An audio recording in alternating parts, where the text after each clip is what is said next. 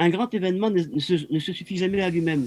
Il appelle toujours en fait à un futur, il appelle toujours à quelque chose qui viendra et qui en fait nous dépassera.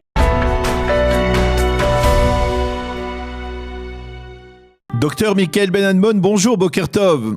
Boker Tov, Gabriel. Et Chag Samer Moadim les Simcha. Alors, on est très heureux de vous retrouver pour ce Shabbat qui est aussi, on va dire peut-être cette fois-ci avant tout, Shvi Shel Pessah, le jour qui commémore le passage de la mer Rouge. Alors, donc pas de parachat de la semaine, mais une paracha que l'on connaît, la paracha de Béchalach, une des plus célèbres parachiotes de la Torah, du livre de Shemot. Qu'est-ce que vous inspire cette fête de Shvi Shel Pessah? Écoutez, Shvi Shel Pessah, c'est en fait évidemment l'issue de quelque chose. C'est l'issue, mais une issue n'est toujours qu'un commencement. Et j'aimerais commencer en fait à rappeler un enseignement de Rabbi Nachman de Breslev, dans la bouche de son disciple, Rabbi Nathan, qui en fait avait posé une question essentielle. Avant même d'arriver à la Shirat Hayam dont on parlera, ne vous inquiétez pas. Ah oui. Mais en fait, Rabbi Nathan pose une question intéressante et il dit pourquoi la fête de Pessah, un peu comme la fête de Sukkot, est construite sur un modèle un peu spécifique, qui est spécial, qui est Yom Tov pour commencer la fête, des jours de demi-fête, de Chol HaMoed, et encore une fois après, un Yom Tov. Et en réalité, c'est intéressant comme question parce que on aurait pu poser la question pour Sukkot également. Mais Sukkot, c'est assez évident parce que Sukkot, quelque part, c'est la fête où tout le monde monte à Jérusalem et on vient donner les sacrifices pendant toute la fête. Donc il y a un intérêt à venir même après le premier jour, alors qu'à Pessah, dès lors qu'on a fait le Korban Pessah, qu'on est venu à Jérusalem le premier jour, pourquoi en fait continuer à venir? Et quelque part, il y a une réponse très intéressante de Rabbi Nathan de Breslev, qui est que il y a dans l'histoire de Yom Tov et de Chol HaMoed quelque chose qui est relié à la vie, à notre quotidien. Yom Tov, c'est en fait une sorte de révélation d'une vérité, de la Kedusha, de la sainteté. C'est le Yom Tov, vous voyez, c'est là. On est baba devant ce qu'on doit comprendre. Et ensuite, on tombe dans le monde du Chol, le monde du profane, si on peut dire. Et en fait, l'idée, c'est de savoir comment traduire les grandes idées religieuses dans un monde séculier. Dans un monde, en fait, où on n'a pas de révélation. C'est un Chol HaMoed. C'est un monde où on n'est plus vraiment face à une certitude absolue. Et quelque part, c'est là, véritablement, le travail de la guerre, le travail de la traduction, afin de ensuite revenir d'une façon différente à un prochain Yom Tov qui va être non pas le même, mais enrichi. Alors, pourquoi je dis ça par rapport à Pessah, outre le fait que c'est un enseignement intéressant de Breslev, c'est qu'en fait, je crois que c'est vraiment également un processus de libération.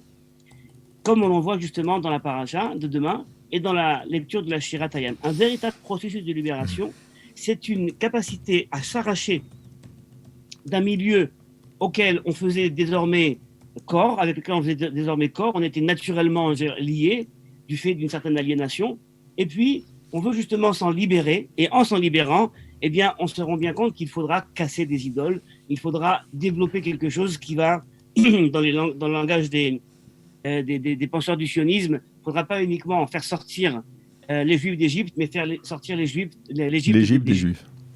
Et quelque part, vous voyez, dans cette sortie d'Égypte, il y a quelque chose d'extraordinaire, parce que c'est justement l'idée qu'il n'y a absolument aucune possibilité de liberté absolue. Et donc, la sortie d'Égypte devient une autre et une nouvelle aliénation. Mais avant d'arriver à ça, on passe par justement les quelques jours dans le désert où on a la Shirat Hayam, on a le passage de la mer Rouge, avant justement de recevoir la seconde aliénation. C'est le moment, en fait, où les Juifs se sentent dans une sorte d'utopie de liberté absolue. En sortant d'Égypte et avant de recevoir la Torah, on va donc passer cet épisode de la mer Rouge et du passage de la mer Rouge. Et là, en fait, on pourrait imaginer qu'au niveau, je dirais, psychodrame, eh ben, les Béné Israël se sentent dans une euphorie de libération absolue, puisqu'on est parti d'Égypte, on n'a pas encore reçu la Torah. C'est intéressant ce que vous dites, Michael, parce que il faut bien le remarquer, tout de suite après, il y a les événements de Mara. Et la Torah nous explique qu'à Mara, eh bien, les Béné Israël ont reçu une partie de la Torah. Ils ont reçu le Shabbat, ils ont reçu certaines lois avant même le Matan Torah. Ça veut dire que finalement, cette liberté, elle était très conditionnée. C'était une liberté conditionnée, mais je ne crois pas que les enfants d'Israël avaient conscience justement de cette libération comme étant une libération d'une loi pour recevoir une deuxième loi. Parce que là, quand on pourrait prendre l'exemple d'aujourd'hui, par exemple, prenons des cas qui relèvent vraiment du traumatisme. Par exemple, des femmes qui sont restées mariées pendant très longtemps contre leur gré. Le mari refusait de leur donner le guet. Et puis alors, un jour, ces femmes reçoivent le guet. Alors, à moins d'avoir eu déjà une relation avec quelqu'un qui va se concrétiser plus tard, mais quelque part, c'est un peu un sentiment de « ouf, maintenant, laissez-moi tranquille.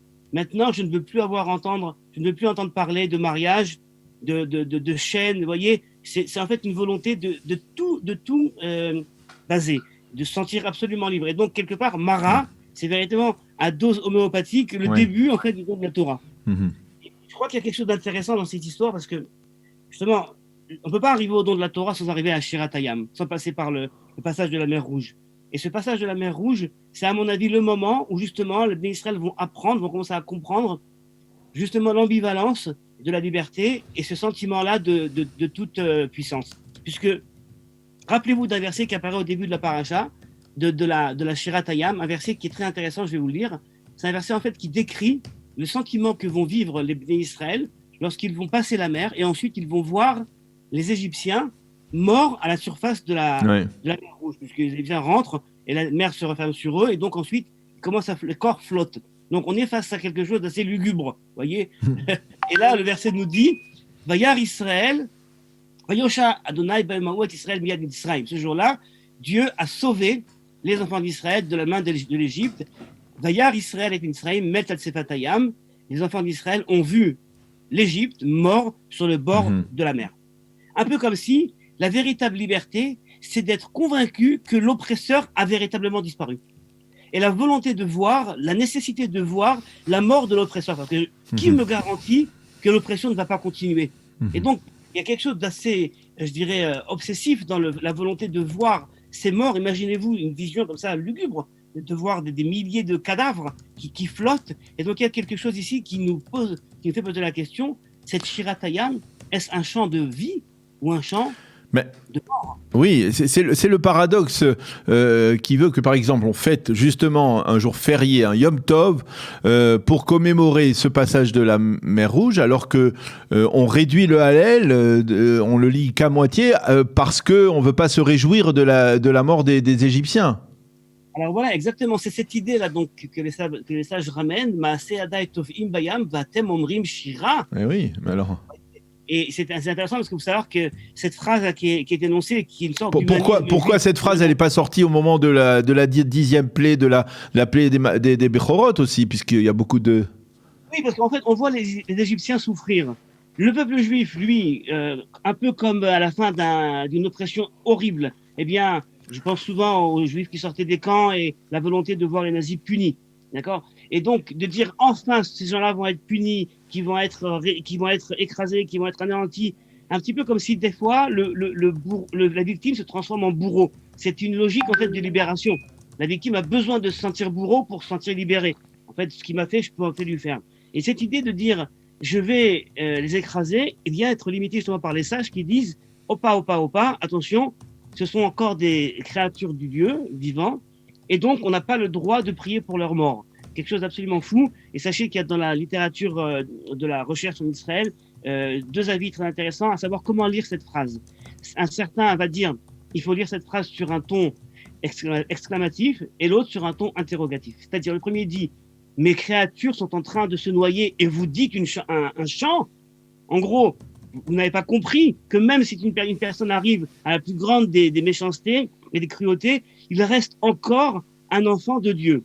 Quelque chose qu'il faut réfléchir vraiment. Et l'autre dit, pas du tout, il faut le lire sur un mode exclamatif. Mes enfants sont en train de se noyer, il faut donc dire un chant. Un peu comme pour dire, tous mes enfants ne sont pas toujours tous mes enfants. Mais enfin, cette Shirat Hayam nous donne évidemment beaucoup à penser sur cet humanisme, un humanisme, on va dire une éthique à outrance ou alors une éthique mesurée. Mais en tout cas, j'aimerais relever quelque chose qui, à mon avis, se joue dans le langage même de la Shirat Hayam. La Shirat Hayam se dit en langage élastique, poétique. Et je crois en fait que certaines fois on a usage à la poésie lorsque les mots justement ne sont pas assez, je dirais, exprimants dans l'expression. Et on sent bien qu'il y a quelque chose de très très fort dans cette Shira qui doit passer justement par la poésie parce qu'il y a des sentiments extrêmement forts qui doivent s'exprimer. Et j'aimerais donner très rapidement, peut-être justement, l'expression de ces sentiments sur deux éléments qui apparaissent dès le début de la Shira. Tout d'abord, le fameux Az Yashir Moshe. Alors Moshe, on traduit en français chanta, mais le texte nous dit Yashir, donc chantera. Et là, les sages nous disent, de là, une allusion à la résurrection des morts vue dans la Torah. Et c'est très intéressant parce que le sens en fait de cette phrase des sages, nous dire que lorsqu'il y a un grand événement ne se suffit jamais à lui-même. Il appelle toujours en fait à un futur, il appelle toujours à quelque chose qui viendra et qui en fait nous dépassera. Il y a dans un grand événement comme Shirat Hayam, et Moshe le pressent, les enfants d'Israël également, selon le texte, eh bien il y a le sentiment que s'il se passe quelque chose de tellement grand, c'est peut-être que le futur sera encore plus grand. C'est peut-être justement qu'on aura une surprise encore plus grande, peut-être la surprise messianique. Et je crois qu'aujourd'hui en Israël, en fait, vous voyez, et j'aimerais lier ça à tout ce qu'on voit également lié au corona, lié à notre situation dans un État sioniste, eh bien je crois que et on est en moment de libération, nous en Israël, on a l'impression que le corona commence à disparaître, et donc quelque part on se dit peut-être que cette semi-libération, on pourra enfin fêter la 7e fête ensemble. Cette semi-libération, eh bien, c'est le début de quelque chose de nouveau qui ne va pas annuler ce qu'il y avait avant, mais qui va justement nous faire avancer vers autre chose. Donc c'est toujours le sentiment que dans quelque chose de grand se cache quelque chose d'encore plus grand. Et le deuxième point que j'aimerais relever, c'est bien entendu la place que les femmes prennent dans cette shira. À la fin, évidemment, avec Myriam qui va chanter, mais bien avant, quand le texte nous dit « Eli ve'anveu », c'est mon Dieu, un peu comme la reconnaissance de l'esclave libéré, qui dit c'est lui, bien sûr, qui m'a libéré. Eli ve'anveu, et le Talmud nous dit qui a prononcé cette phrase les premières. Eh bien, ce sont les femmes qui, alors qu'elles ont pendant tout cet esclavage d'Égypte, eh bien, eu besoin de s'adonner à toutes sortes de stratagèmes afin d'attirer leur mari, de s'embellir et de faire continuer et grandir le peuple juif. Et Dieu les a rétribués pour ça. Eh bien, lorsque Dieu apparaît dans un miracle de libération, elles disent c'est lui. C'est en effet, c'est lui qui nous a reconnus. Et de là, le texte de la Gemara, Bishar Nashim Satkaniyot, Sheboto Ador Nigalu Israël Ben Israël, grâce justement au mérite de ces femmes, Satkaniyot, eh bien, les enfants d'Israël ont été sauvés. Eh bien, on va terminer sur cette note extrêmement féministe et favorable au rôle des femmes, qui est effectivement central dans la sortie d'Égypte, dans le maintien de l'identité juive en terre d'Égypte. Merci beaucoup, docteur Michael Ben-Admon, d'avoir été avec nous, de nous avoir expliqué ce sens de la sortie du passage de la mer Rouge, de ce Shvi Shel Pessah que nous allons célébrer demain. Et à bientôt, Chag Sameach, Shabbat Shalom, et bonne fête aussi de Mimouna, éventuellement, si vous la célébrez. Bien entendu. Voilà, bien entendu. Merci beaucoup, à bientôt.